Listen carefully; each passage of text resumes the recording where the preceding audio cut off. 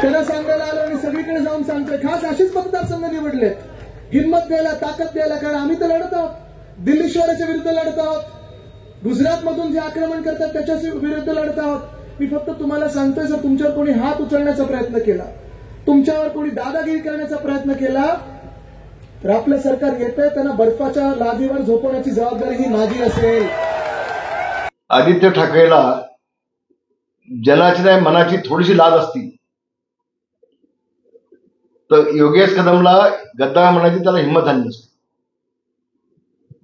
योगेश कदम शिवसेनेमध्ये असताना आदित्य त्याचा मित्र त्याला समजत होता, त्यावेळेला दापोलीमध्ये येऊन त्याच्या सगळ्या कार्यकर्त्यांची हकालपट्टी केली.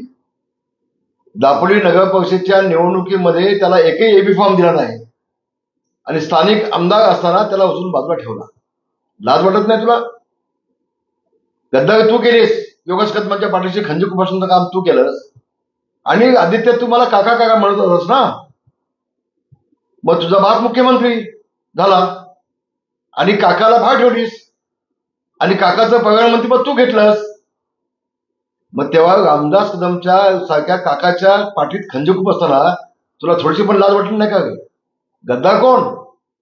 गद्दार तूच आहेस ना. आणि दुसरी गोष्ट, तू लादीवर झोपणार म्हणून सांगतोयस, तुझी अवकात आहे का रे? तुझ्या बापाला विचार.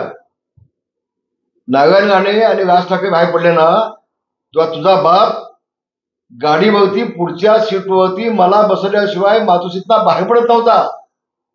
मी नसतो तर तुझ्या बापाची चड्डी पिवळी झाली असती, त्याला विचारून घे. आणि मग लादीवर तू झोपायच्या गप्पा मारतो. तुझी अवकात नाही तेवढी. आधी लग्न करून बघ, मग तुला कळेल पुन्हा लादी झोपायचं. ते मी गृहराज्यमंत्री होतो, पोलीस खातं मी चालवलंय, मला माहिती आहे.